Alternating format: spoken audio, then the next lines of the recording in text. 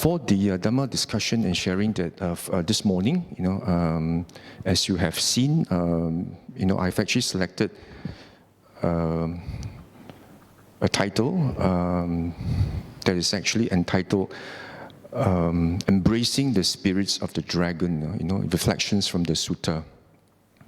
And of course, I thought this would actually be a very interesting and also appropriate sharing of the Dhamma. As you know, we have actually ushered in, the Year of the Dragon, and of course, even if you look at the image that was shown earlier, right? Showing the title, and also the the pictures of dragons and all this. It does actually have a flavor of a Chinese New Year, right? But of course, Chinese New Year, is really over, and but it will still be very appropriate, for us to actually understand, a bit deeper, as to this creature that we call dragons, and of course, it's a very mystical being, and since time immemorial, it has actually fascinated man, right? In terms of dragons, and as you can see, since the perhaps in the Chinese dynasties, all the emperors have actually used dragons as a symbol of the royalty, So that means dragons are actually a very auspicious and very deemed to be very blessed and auspicious being, okay?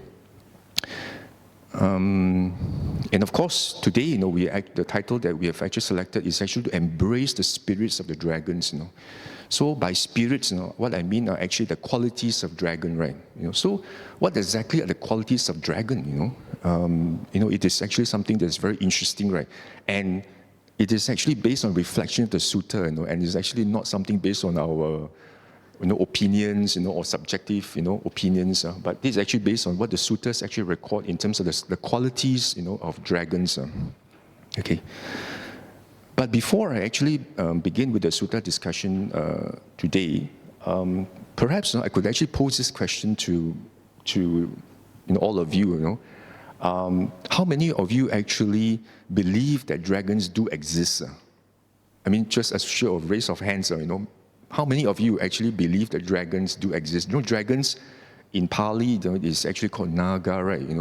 So how many of you actually believe that dragons do exist? Or do you believe that dragons are just a mythical animal, or I shouldn't say animal, mythical being that has actually been, spoken of through centuries, through time immemorial?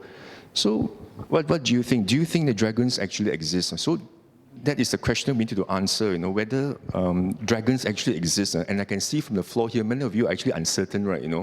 Out of the 12 animals, or the 12 zodiac signs that we have, if you see the Chinese almanac, right, the 12 zodiac signs, out of the 12 animals, actually 11 animals are those that we can see in our human realm, except dragon. Dragon is actually something, it's a very mystical being, and, we actually hold it like, as some sort of mystical being, that is supposed to be very auspicious, so much so that, as we enter this year of dragon, everybody, wants to actually perhaps get married in years of dragon, or maybe many actually hope to have dragon babies and whatnot. So actually, how true is it? Do you think dragons are actually auspicious animals? So that is the, and of course, before that, we also need to answer whether dragons do actually exist, as recorded in the suttas, and also as as actually recorded in the discourses given by the Buddha, right?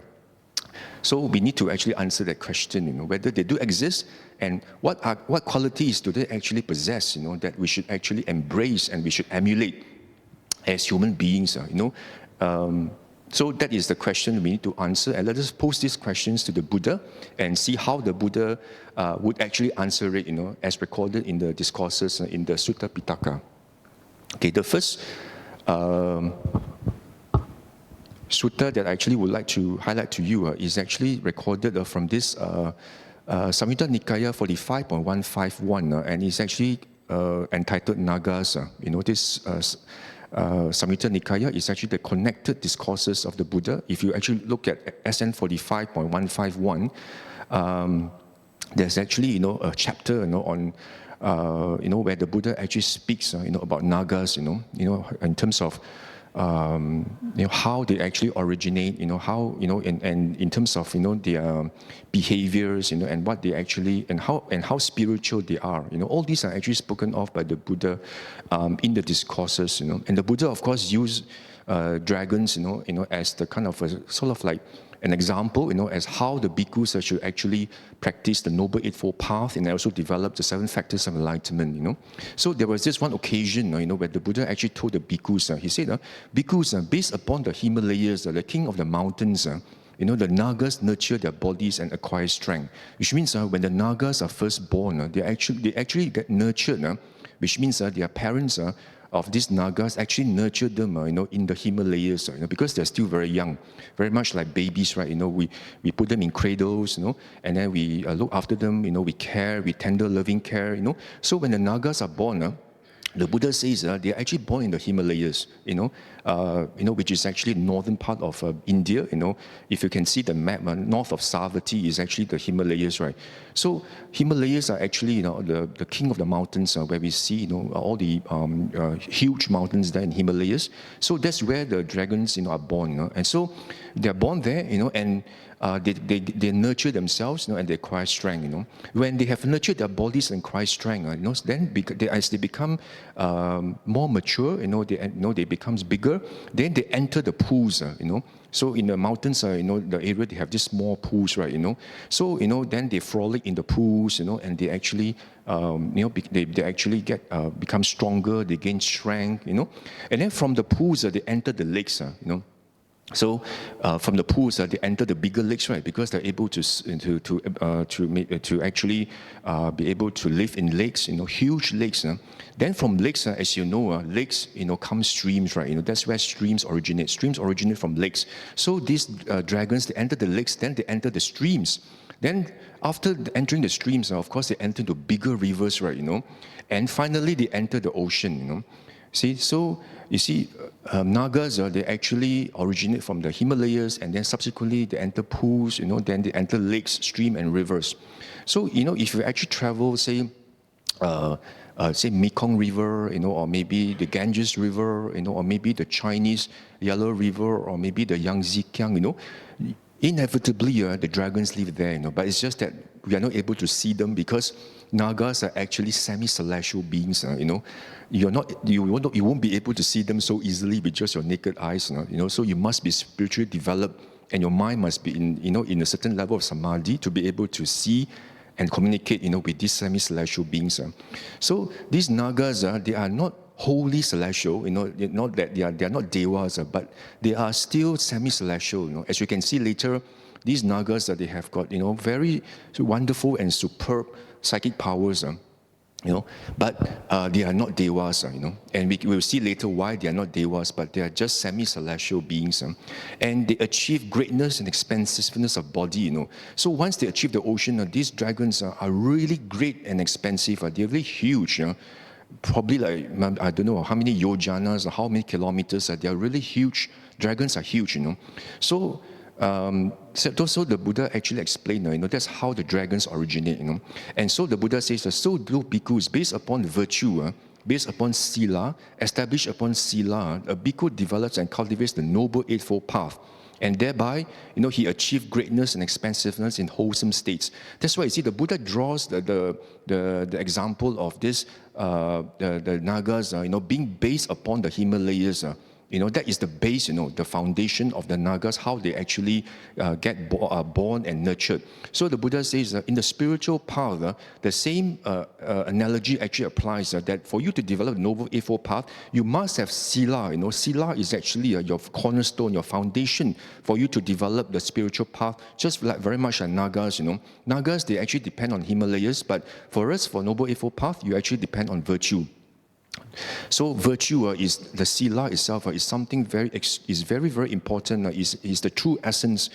The first stepping step, the first stepping stone for you to actually achieve the true essence of the Dhamma. So without this virtue, there can never be further development of the spiritual life of the Dhamma. That's why the Buddha says, how does a bhikkhu do that? Here bhikkhu develops, the right view, the right understanding, right thought, all the way, right speech, right action, right livelihood, right effort, right mindfulness, right samadhi. So all these 8 factors, are actually what the Buddha actually, relate this Noble Eightfold Path to how the dragons actually they actually develop, and they actually ascend, from the Himalayas down to the ponds, down to the lakes, down to the stream, down to the river. It's just like this Noble Eightfold Path. You develop gradually, slowly, from your sila first, in terms of right speech, right action, right livelihood. Then from there, you apply the right effort. Then you, in terms of right mindfulness, you actually practice the satipatthana.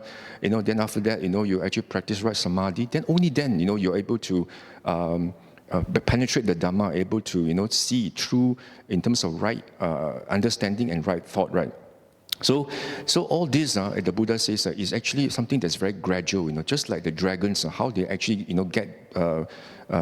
get nurtured gradually until they become a great, and expanse, a big, huge.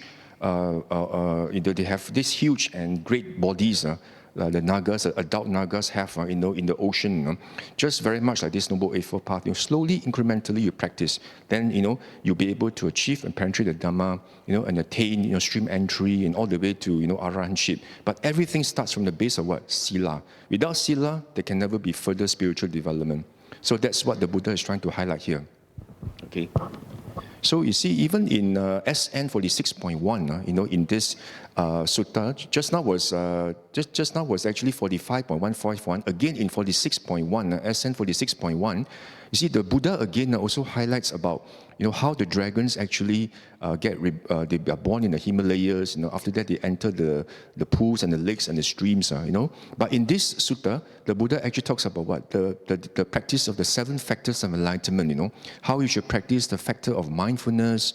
The investigation of the Dhamma Vichaya, then the energy, rapture, tranquility, then samadhi, and then also equanimity, So the Buddha talks about these 7 factors of enlightenment. Once you actually practice the 7 factors of enlightenment well, then you would have actually practiced the Noble Eightfold Path well. So the Buddha actually, in this sutta, he spoke about practice of 7 factors of enlightenment. Also, it's a gradual process, very much like how the dragons actually grow, from being a young dragon, all the way to an adult dragon, how they gradually move from the Himalayas down to the small ponds, down to the lakes, down to the streams, and to the huge rivers, like maybe the Ganges River or Mekong River. That's where you find the dragons live. So you see, the Buddha actually highlights in the suttas how these dragons actually live. So, and also in the suttas, the Buddha also spoke about, these dragons are quite extensively as well, And in this sutta, if you go to DN20, it's actually called the Great Assembly of the Devas. For all Buddhas, whether in the past or whether in the future, there will come an occasion where all the Devas from all the galaxies will actually come, and pay respect to the Buddha. Not just our current Gautama Buddha, even in all the previous Buddhas, this has happened before, And this is actually mentioned in the beginning of the suttas. I don't want to actually go into this, but you can actually go to this DN20 and actually read this yourself. It's quite a long sutta because it's from DN, long discourses of the Buddha. But I just want to highlight the essence to you, So on this occasion, in this place called Great Wood, which is actually near Kapilavatthu, the Buddha's hometown, right? There came an occasion where all the devas from the galaxies, from all the world systems, they actually decided to pay respect to the Buddha, and including the Brahmas, So it's like a congregation of all the devas and all the celestial beings, and then the Buddha actually mentioned each of the devas' names, in this congregation, in this assembly, to pay, to actually spoke good words about these devas, And during this great assembly, the Buddha says here, you can see from here, you see, Then came the dragons of Nabasa Lake, see? The dragons of these dragons actually live in this lake called Nabasa.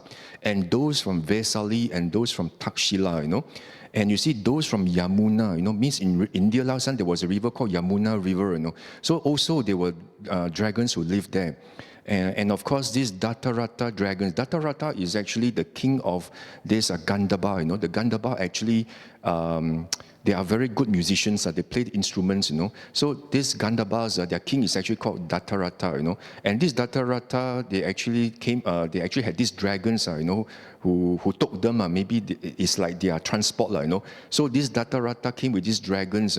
So and Evarana, the great dragon, also came to the meeting of the wood. You see. So from this Sutta DN20, we see that actually these dragons, they do, they live in the lakes, and oceans and rivers, So, like sometimes, there were reports, like, in Loch Ness in Scotland, you find this Loch Ness monster. Maybe for all you know, it's just a dragon, right?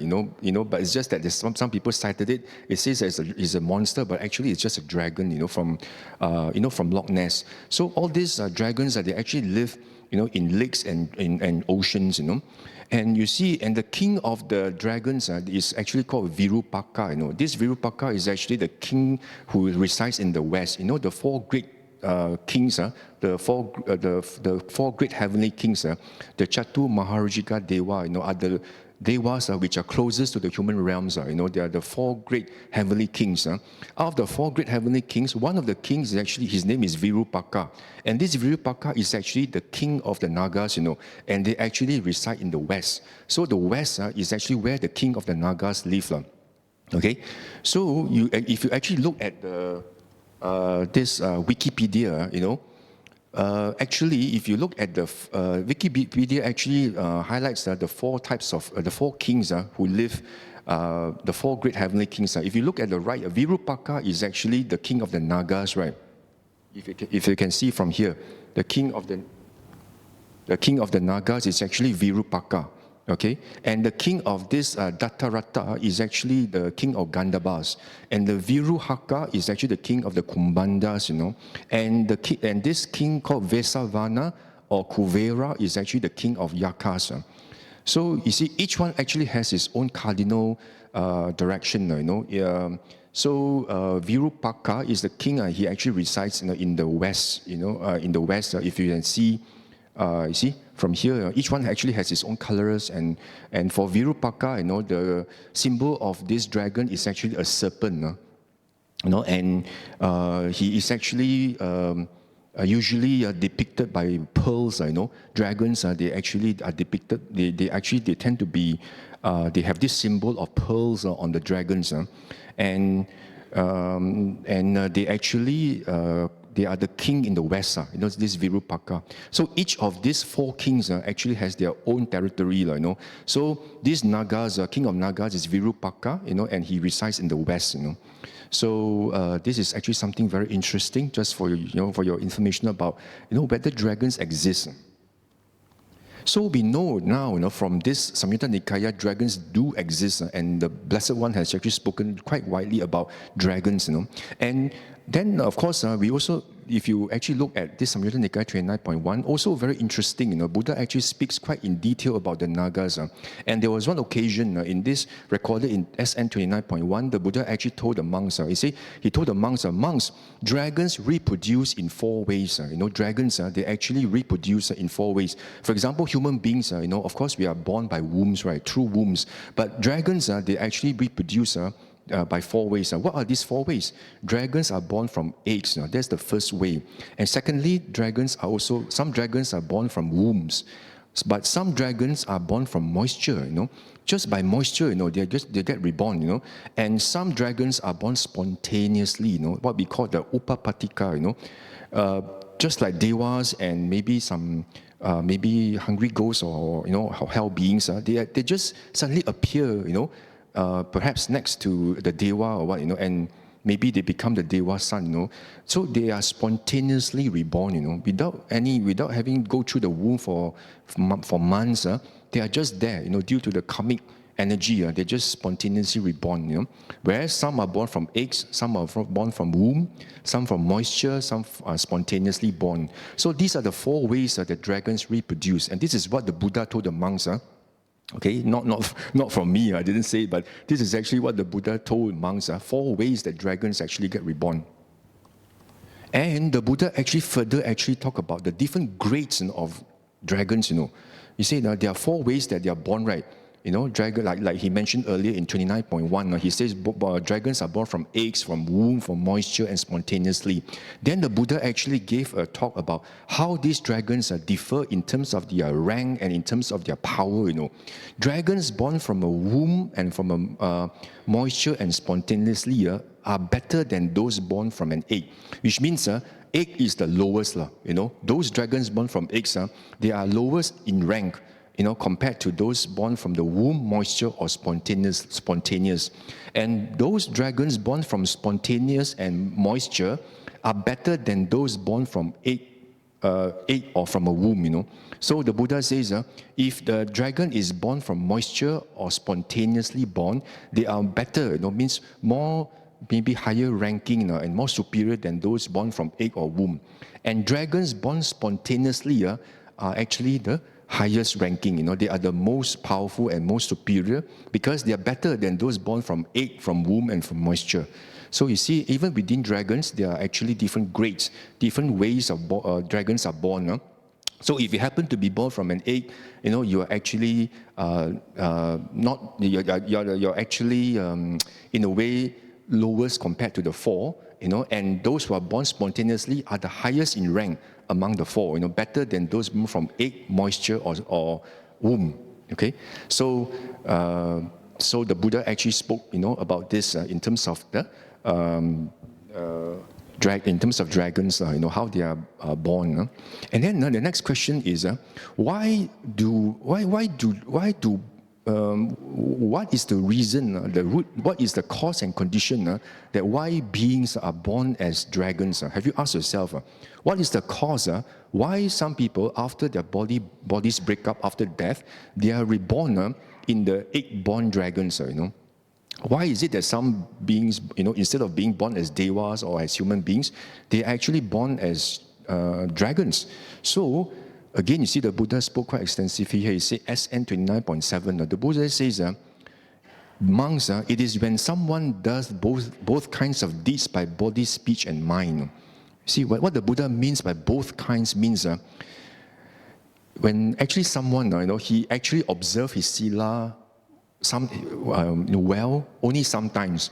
But sometimes, he doesn't observe his sila. Maybe he find excuses, and then he cut corners and say, maybe break a few times, doesn't matter, maybe I just kill, this mosquito is so irritating, I just kill, or maybe, maybe it's okay that I just drink wine, to entertain, after all, this is, I need to drink wine to get business, So they find excuses themselves. So you find some beings, maybe on full moon days or new moon days, they observe the sila. But then sometimes, they find excuses and then they don't keep their precepts well, and then they break their precepts.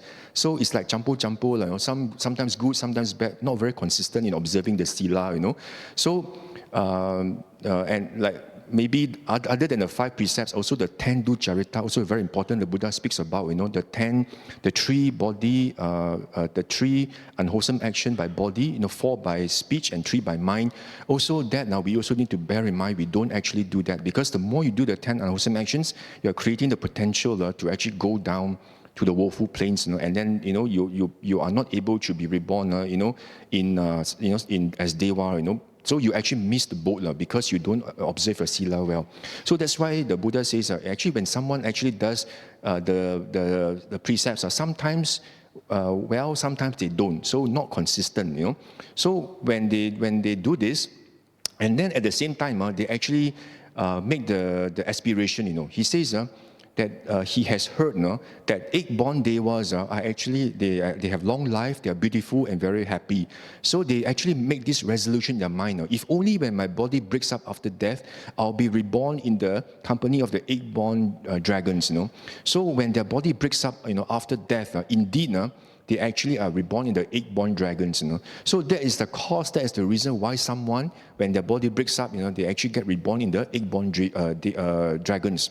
So from this sutta, we find that sila is actually very, very important. It is actually the determining factor, whether one is able to be reborn in the celestial realms, in the favorable sugati bhumi, happy existence or not. It doesn't mean that if you do a lot of dana, but you don't observe your sila well, then you necessarily, you actually. You actually disqualify, from reborn as a deva because you don't observe a sila well, and you keep on, doing a lot of dana, but it doesn't actually, help you, because you don't have the sila, you don't have the foundation. So in the end, like what I mentioned in my talks before, you don't observe your sila, you break your precepts, but you do a lot of dana, hoping that they actually cancel out and offset, your sila, your imperfect sila, and you hope that they actually negate each other. But unfortunately, it doesn't happen that way. Each type of karma will produce its own fruits. It doesn't mean you can negate and try to, offset, the bad karma with good karma. It doesn't work that way. So if you don't observe a sila well, then remember, in this Janusoni Sutta, AN 10.1, I think 177, the Buddha says, now, if you actually do a lot of dana, but you don't observe a sila, then in the end you become what? Royal elephants, royal horses, maybe become pet dogs and pet cats, in rich men's houses. You actually enjoy a lot of luxuries, but you are animals because you don't observe your sila well. So you see, this Dhamma is very consistent. And even in this sutta, the Buddha says, why is it they get reborn as dragons? Oh, it's because they do both kinds of deeds. They do wholesome and unwholesome, champo. So it becomes like a mixture of the deeds that you have done, So that's why, instead of being reborn as devas in the Sugati Bhumi, in the Deva realm, somehow they drop a grade lower, They disqualify as devas, but maybe they go down second grade. Maybe instead of A, it goes to B grade, B plus grade, But still, they are semi-celestial beings, But they somehow miss the boat now, They cannot be devas, But still, they are still, semi-celestial beings and still very powerful, and have a lot of these psychic powers, They are very strong beings, But just because of deva, maybe, both kinds of deeds are actually committed. So if you see here from SN 29.5, the same thing also, womb-born dragons also same thing, I will not repeat. 29.8, the Buddha also talk about womb-born dragon, they are born from their dragon mother's womb, But the reason why they're there is because of what? Their sila, is not really consistent. So it's a pity, And then the same thing also, moisture-born dragons. So why are they there? Because of this what? They actually do both kinds of deeds, Sometimes they look after their sila, but sometimes a bit negligent, Or maybe sometimes out of anger, and maybe, out of anger, you actually break your precepts, You cannot tahan, you commit, you break the precepts because out of anger, Like you have seen, right? People out of anger, they kill, right? And they actually enter into fights even on the roads, the road rage because of what? Anger, and they fight, and sometimes you kill beings because of what? Because of anger. So your sila becomes a bit impacted, impinged, by all these kilesas. So that's why it's important. I'll go through the suttas again, as to what these dragons have actually resolved to do. So the same thing here. The spontaneous dragons also. Even though they are the most powerful dragons, they are there because of what? The sila not perfect, and not consistent. They do both kinds of deeds.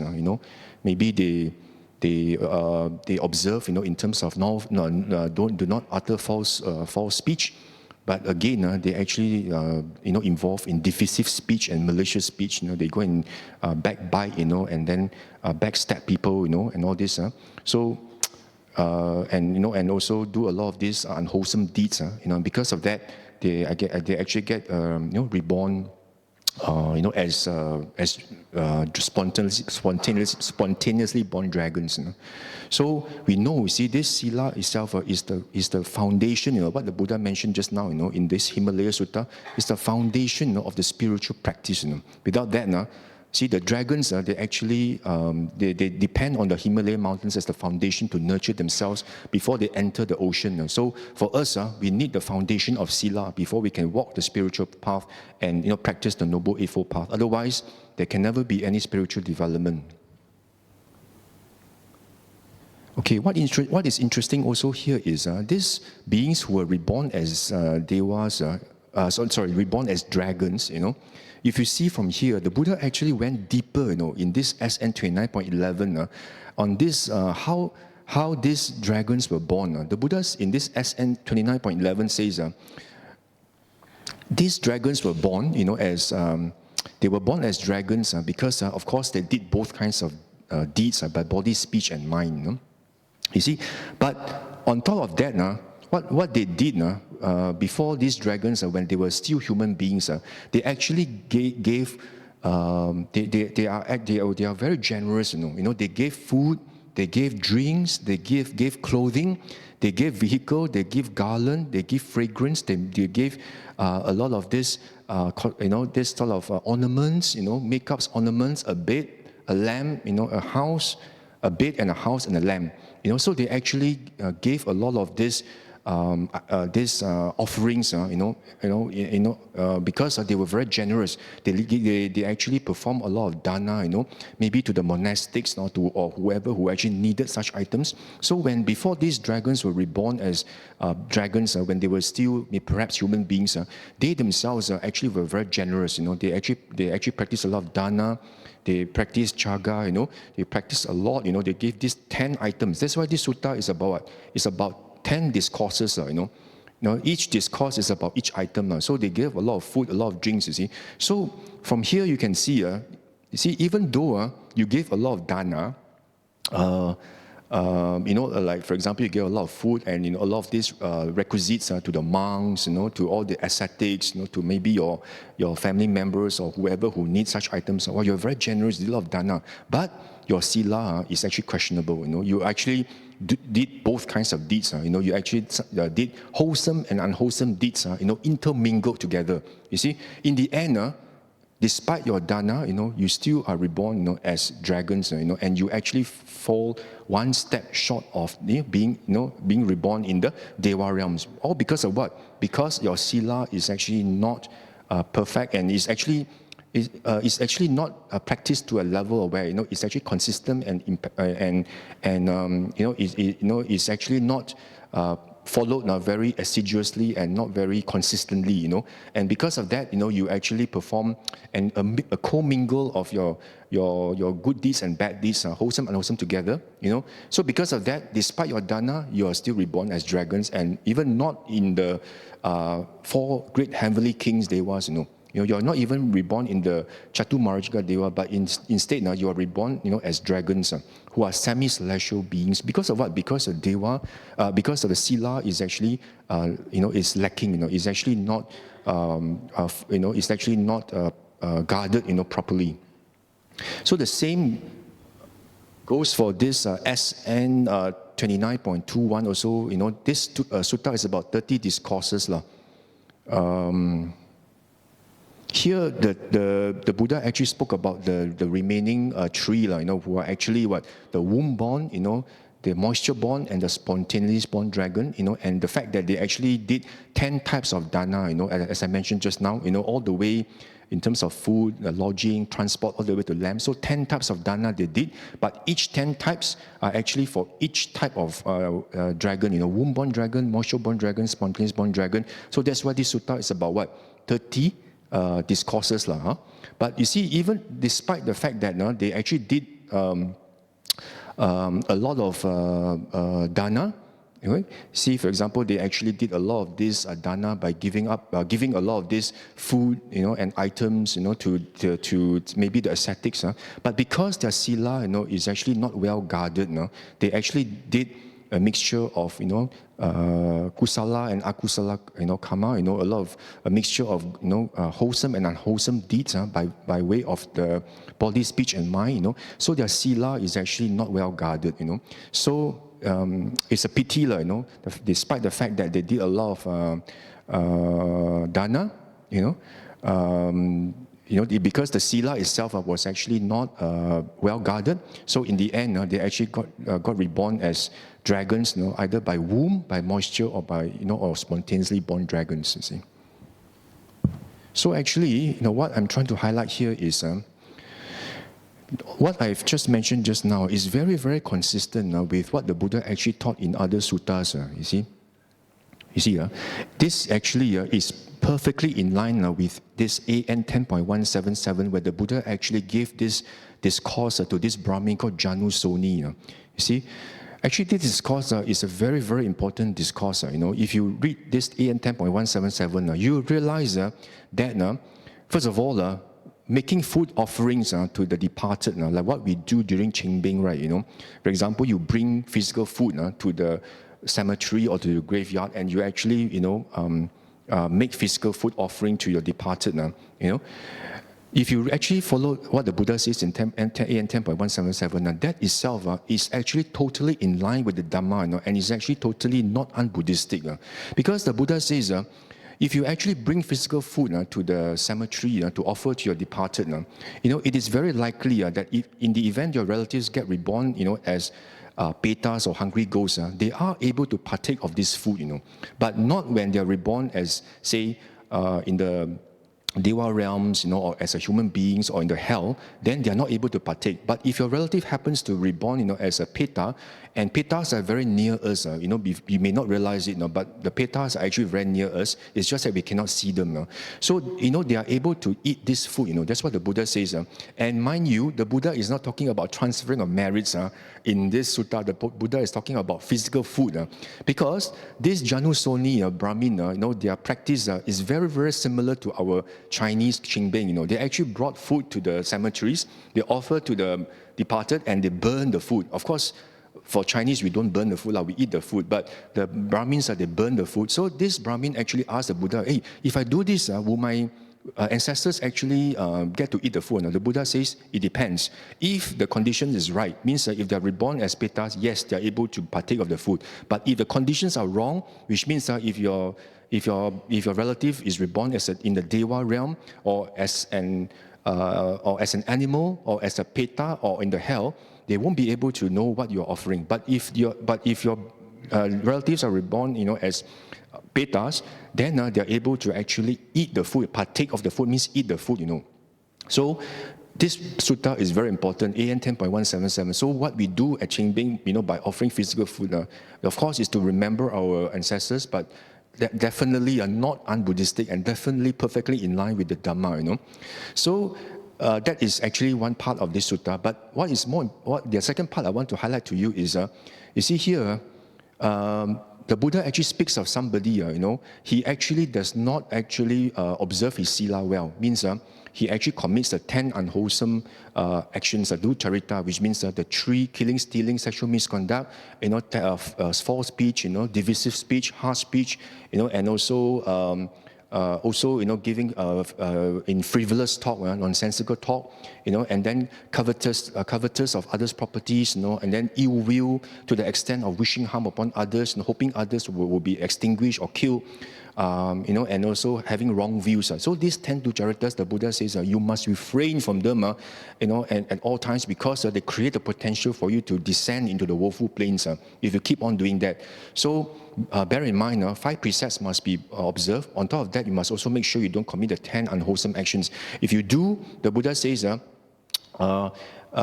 if you do this, but you actually do a lot of dana, means they actually they actually offer a lot of food to actually to the ascetics, to those who need, to the monks, but they don't keep their sila.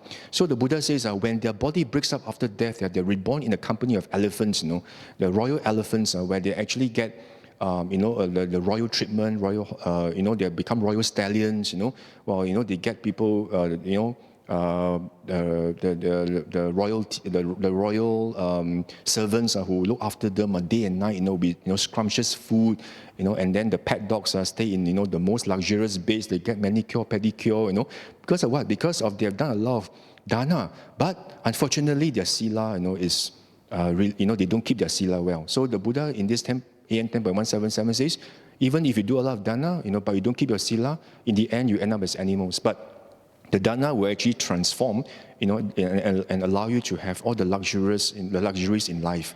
So you see, what the Buddha says in 10.177 is very in line with what the Buddha mentioned in terms of the dragons. Because dragons, they also did a lot of dana, but their sila, is actually not consistent. Sometimes they observe, sometimes they don't. So they get a mingle of wholesome, unwholesome actions. Because of that, they actually reborn as dragons instead of in the Deva realms. So you see, that's the beauty of the Dhamma. The Dhamma is actually very consistent. From the beginning to the middle to the end, what the Buddha actually says is very consistent. If you actually read the Suttas, it's very, very actually quite enjoyable to read, because you find every single thing links together like a jigsaw puzzle, and everything is so beautifully interwoven. That everything makes sense. Everything falls into place. It's very, very interesting. And then if you actually look at SN 29.3, we know that these dragons, their sila has actually not been very perfect. That's why they're reborn as dragons. But the dragons, they're very intelligent. They're very wise. So you see, the Buddha again says in this sutta itself.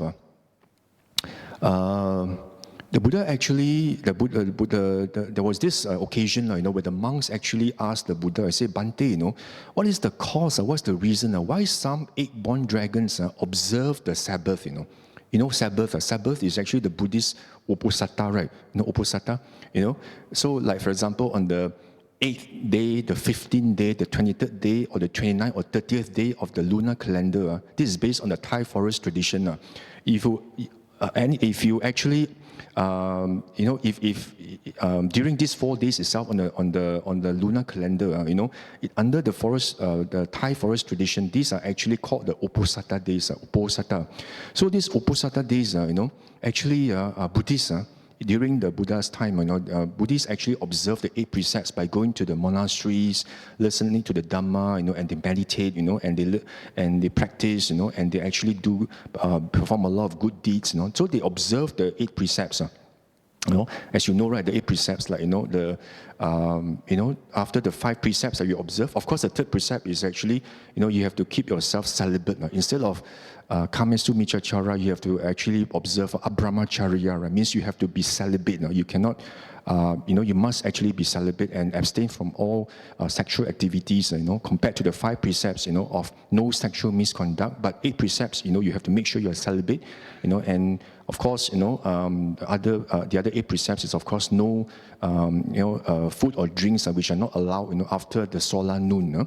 So, and of course, the other 8 precepts, in terms of entertainment, in terms of, ornaments, perfume, dancing and singing, all this. So these 8 precepts are kept by the Buddhists during Sabbath day, you see. But dragons, they also know that, they must have actually heard Dhamma talks given by the Buddha, and they also keep Uposatha, And before they keep the Uposatha day, first of all, they transform themselves into human beings first, either as, young Brahmin men, or young Brahmin boys, or young Brahmin ladies, So they actually transform themselves first, and then only then they observe the 8 precepts. So then the monks actually asked the Buddha, why is it that some dragons actually keep Uposatha, keep 8 precepts? See, then the Buddha says, monks, is because these dragons think, in the past, we did both kinds of deeds by body, speech, and mind. You see, when the body broke up after death, we were reborn in the company of the dragons. If today we do good deeds by body, speech, and mind, when our body breaks up after death, we may be reborn in a good place in the heavenly realm. See how intelligent these dragons are. They have heard the Dhamma talk, and they know by observing 8 precepts, it is actually giving you that foundation, that energy, that cause and condition for you to be reborn in the Deva realms. If you observe the 8 precepts consistently, you are actually increasing your likelihood to be reborn in the celestial realms. That's what the Buddha has actually spoken, in many suttas. Say, come, let us do good deeds by way of body, speech, and mind. You see, so the dragons actually encourage each other. Even though we have done, a mixture of good and bad deeds that cause us to be reborn as dragons. Never mind. From today onwards, I'm going to make a resolution, to observe the 8 precepts consistently, on Upo Saturdays, And with this, we may be reborn in a good place in the heavenly realm, It's like increasing the likelihood, increasing their store of merits for them to be reborn in the heavenly realms. This is the cause, this is the reason why dragons keep the Sabbath, having transformed their bodies. They transform themselves into human first as a Brahmin youth, before they actually keep the Sabbath. So that's why, during ordination, whenever someone becomes maybe like a samanera or becomes and wants to go forth and becomes a bhikkhu, right? Usually there's these questions asked, by the preceptor to the monk, So one of the questions asked, first of all they ask, are you a male, Then after that, are you a human being, So probably you'll find it very funny, why are you asking me whether I'm a human being? But actually, because of these suttas, you find that dragons transform themselves, as human beings. So that's why, they have this psychic power. Dragons can transform themselves. So that's why during ordination, you need to ask the person, are you a human being, before you get ordained. So just in case you are a naga and not a human, not a manusa, but you are just a naga. So, and of course, in movies also, I'm sure you have seen like those, the madam, what's that now? White snakes, where this man falls in love with this. What do you call it? This lady, beautiful lady, who is actually a naga, and it's actually a white naga, white serpent naga, and this man falls in love, with her, and she herself transforms herself as a human, as a lady before, she can actually, live, with her husband. So a lot of these stories actually get drawn from the suttas, and they are very true. It's not as if they are actually mythical stories. But if you read the suttas, dragons do transform themselves, as human before they observe the 8 precepts. So the same thing goes for this moisture born, spontaneous born. So I will not go through this,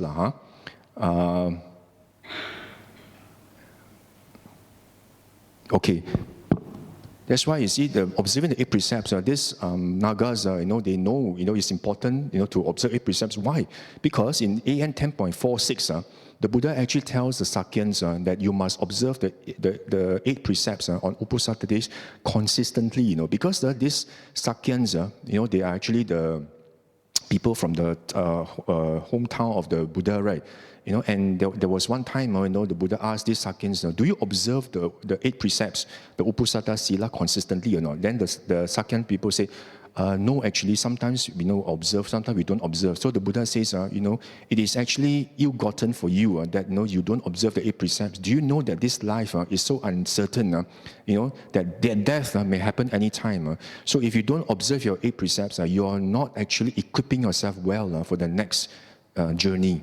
That's what the Buddha says. So, bear in mind, even the Nagas themselves actually observe the 8 precepts consistently. So we already see one of the spiritual quality of Nagas is what? They care about their Sila, they actually observe their Sila, they actually place a lot of emphasis on Sila. And if you actually read the suttas also, these Nagas are also highly faithful beings, they have a lot of strong faith in the Buddha, Dhamma, Sangha.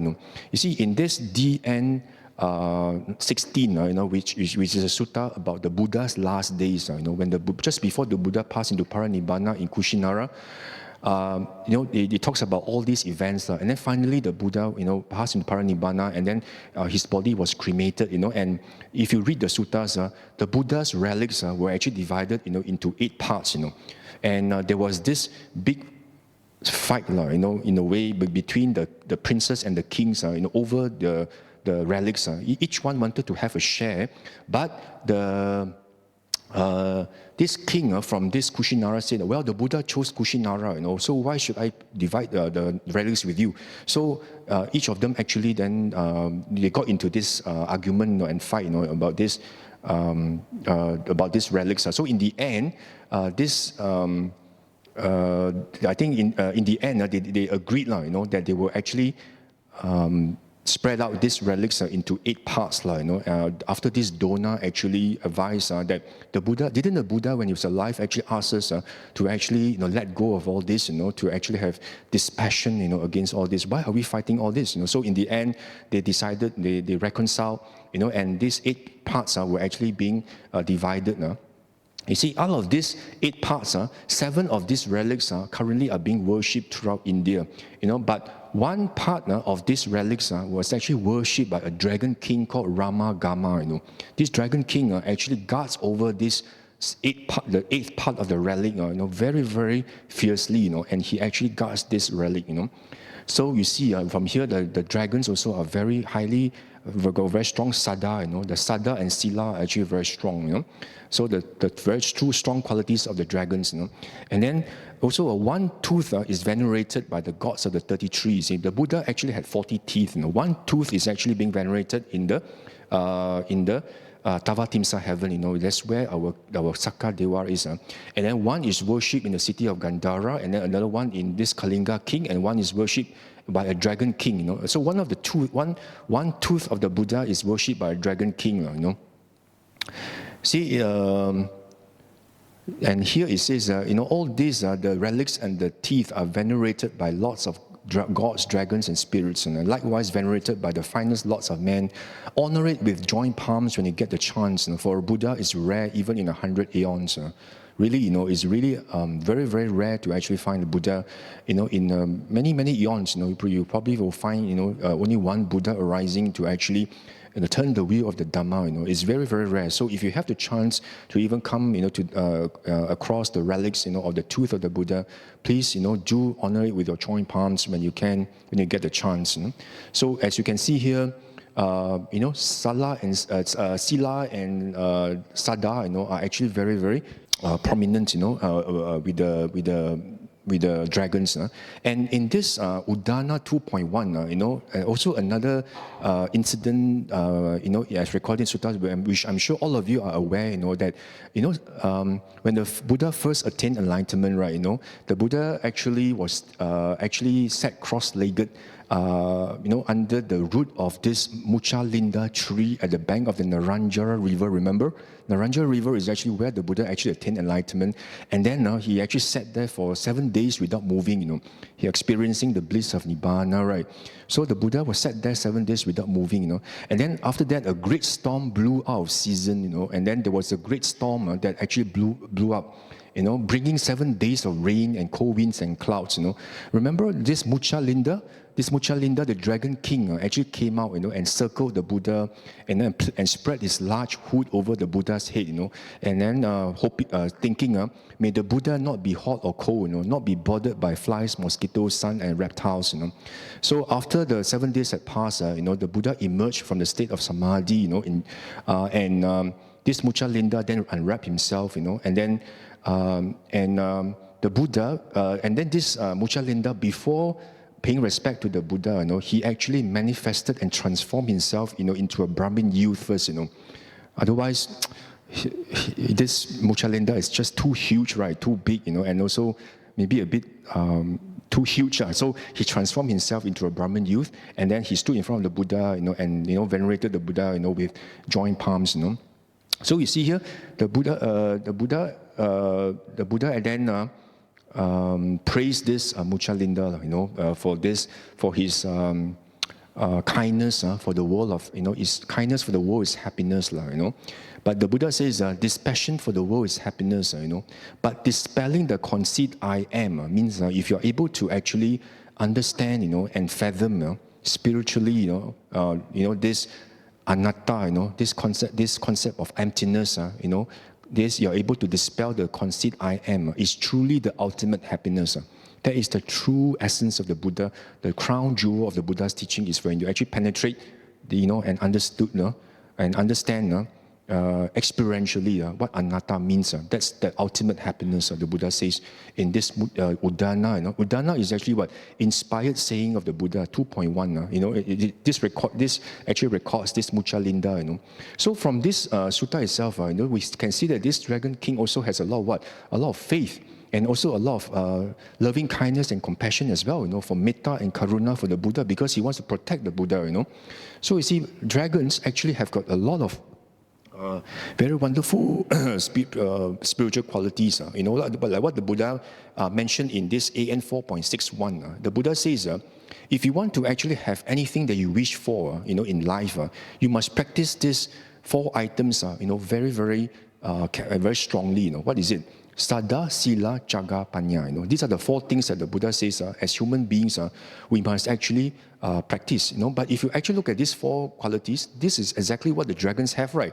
He has got strong faith. He has got this Sila, and he actually, he actually practices generosity, dana, by offering himself to actually cover the Buddha during the storm, and also, he's accomplished in wisdom as well. In terms of understanding the Dhamma, and also, if you actually if you look at this practice of metta, as you can see from AN 11.16, the Buddha talks about 11 benefits, of practicing metta. I will not go into this, but you can read yourself. That one is dear to humans, one sleeps easily, wakes up easily. There's no evil dream, So, and no fire and poison or weapon will touch one, And your mind gets samadhi very quickly. Your complexion is bright. You die unconfused.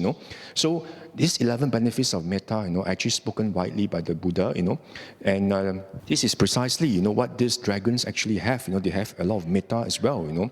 And you see, the Buddha says, if you actually can have just developed a thought of metta alone, whether morning, noon, or night, it actually, is more meritorious than you offer 100 plates of dishes of dana in the morning and 100 days in the midday, and 100 plates in the evening to another person, whether it's a monk or whoever. If you offer dana 100 plates in the morning, 100 plates in the noon, 100 plates in the evening, it is actually it's nothing compared to you just developing one thought of metta, by spreading this metta, it's actually more fruitful than you actually do this dana of 100 plates of food dana every day. So that is actually from SN 20.4. So can you imagine how wonderful this metta is? And of course, if you look at this AN 9.20 about this Vilama Sutta, right, by just developing metta alone, it's actually more meritorious than actually if you observe the 5 precepts, you offer to, you go and take refuge in the Buddha, Dhamma, Sangha, and even more fruitful than you offer to the Sangha of monks, and more fruitful than making an offering to the Buddha himself, to the Tathagata, and more fruitful than offering to the Arahants, all the way down to the Sotapanna. So you see how wonderful this metta is. And the dragons know, because they know this metta, is very important. And that itself, another quality of the Naga, which is actually in terms of the metta. And if you look at this Charya Pitaka, this collection on conduct, from the Khuddaka Nikaya, the Buddha spoke about the time when he was actually a Naga, called Champayaka. This Champayaka was actually in one of the previous lives of the Buddha. He was a dragon, and his name was Champayaka, and he was a Naga of great psychic power, and he actually had vows and precepts. He observed the precepts well. You see, I just want to highlight to you. You see, this Naga, they actually observe the sila, but they also develop their mind by actually watching their thoughts. You see, if I was under the sway of my thoughts, I would have actually fallen from my ethics. But one who has fallen from the ethics does not succeed at the highest goal. You see, even as a dragon, these dragons, they observe their sila, and they also watch their thoughts. Means whatever intention they actually arise in their mind, they watch it, they guard their mind very, very carefully.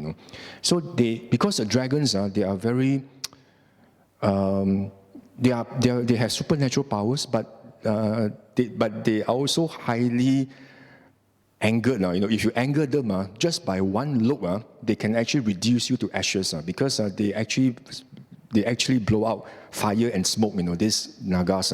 So if you somehow, if the nagas don't watch their mind carefully, they will definitely, once they're angry, they will just blow out the fire and instantly the person becomes ashes. So that's why this naga, he actually guards his mind very carefully.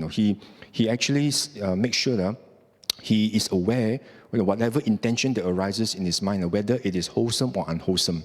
So that's why he's able to observe the sila very well. So this is another benefit. This is another quality, of the naga. You see. So you see, the naga, they are quite wonderful, very very wonderful beings. You have got sada, sila, chaga. Of course, you also have panya, right? Because they watch their minds. They are aware. They watch it and they guard their mind very carefully. Because if not, if they don't guard their intention, they may just decide to just kill someone at just an instant. So. Just like even in this sutta itself, again, the Buddha actually was reborn as, in the past life, he was actually a naga called Buridatta, and this naga Buridatta was actually caught by a snake catcher, and he put him in a basket, and he made this, he made him a performer in places all over. He made the naga perform, So. This naga was very unhappy and very angry with this alampayana, So that's why this naga says to give up my own life was a light as a bit of grass. To transgress my ethical principles was like overturning the earth. So he said, I will not violate my ethics for the sake of the 4 continents. So he said, he protects his ethics very, very carefully. So he said, I did not allow my mind to change even when thrown in a basket. So this naga, the Buddha was a naga before, and he actually watch over his mind very carefully, so that he will not actually do something that will result in him breaking the precepts. So as you can see here, the nagas, as I've actually explained to you, he actually has got all the qualities of what the Buddha talked about, in terms of sada, sila, chaga, panya, right? And also the panya in terms of watching over their mind. You see, so how the dragons are actually quite remarkable beings, and on top of that, they also have got these 5 powers, sada, because they protect the Buddha Dhamma Sangha, and then energy as well. They actually, they protect the Buddha, just like what we see in Mucha Linda. Then the power of mindfulness, sati, samadhi, and panya, because these dragons, they watch over their minds. Just like what the Buddha actually mentioned, right, in the various sutta, like for example, in AN 3.105 about the peak of the roof. Remember the Buddha says, guarding over your mind is very important, because if your mind is unguarded, then your actions by body, speech, and mind would actually be soggy, would actually be unwholesome, and when your actions are unwholesome, then your rebirth in the next destination will not be good. The mode of one dying will not be good. So that's why it's important for you to guard over your mind. And the Buddha, of course, in all of the sutta, in this Ati Yokoparaya Sutta, the Buddha mentions, if you are able to watch your mind, just by looking at your mind alone, the Buddha says, that you're able to attain arahantship in this very life. And as I mentioned before, how do you watch over your mind? It's actually by establishing your sati, over your 6 sense bases. Whatever sense object that impinges on you, you have to watch over your mind, whether lobha, dosa, moha arises in you or not. And you have to check, any intention that arises, whether it's unwholesome. Then you actually need to apply what? Sati sampajanya, right? Sati is when you know, what happens to your mind. Sampajanya is when you actually apply what? Yoniso manasikara, by looking at how this lobha, dosa, moha arises, true causes and conditions, through the sixth sense basis, like what I mentioned in Nandaka Sutta, in terms of light, right? When you see the light, how does it happen? Or it's because of what the wick and the oil, and the, and the air, But if the wick is exhausted or the oil is exhausted, do you actually get to have the flame or the light or not? The answer is no, because they are dependently arisen. So if I'm able to actually look at this and understand it in a very in a very deep manner, how anatta actually, is the inherent nature of all dhammas. Then, you actually come to a stage where you're able to eradicate the Sakaya Ditthi. That's when you are able to attain Sotapatti. Then you actually, you're able to eradicate Silabhata Paramasa and also doubt, about the Buddha's teaching, and also the identity view itself, because you're able to see the non-self nature, So that's why, we must emulate the dragons, in terms of how they actually keep watch over their mind, consistently, safeguard, and watch over, and anchor your mindfulness, in terms of a sixth sense basis in order for you to do that, and apply, sati sampajañña in your daily life, through what? Through wise attention, wise reflection, yoniso manasikara, of course, you need to use samatha and vipassana. Samatha in tranquilizing your mind first. You do not actually pay attention to the details and attentions of whatever that causes you, to have dobha, dosa, moha. Shift your attention away. Then from there, apply vipassana, and to actually realize the non-self nature. That's where you have the sampajañña. So that's where you're able to see non-self, and then you're able to eradicate the fetters. Slowly, and gradually, you're able to attain, stream entry, all the way up to arahantship. So, in short, I would actually encourage you, to emulate, and to actually, take inspiration, get inspiration, from this, the spiritual qualities, the good spiritual qualities of the dragons, which I mentioned to you. They have got Sada, Sila, Chaga, Panya, and then they also have, Sada, Virya, Sati, Samadhi, Panya, and they also have this, they guard over their mind, constantly. They watch over their sense bases, so that they will not actually do anything, they will break their precepts. So from there, we'll be able to observe our sila more consistently, and that is actually our cornerstone of the spiritual life, because like what the Buddha said, if there is no sila, there can never be further, spiritual development.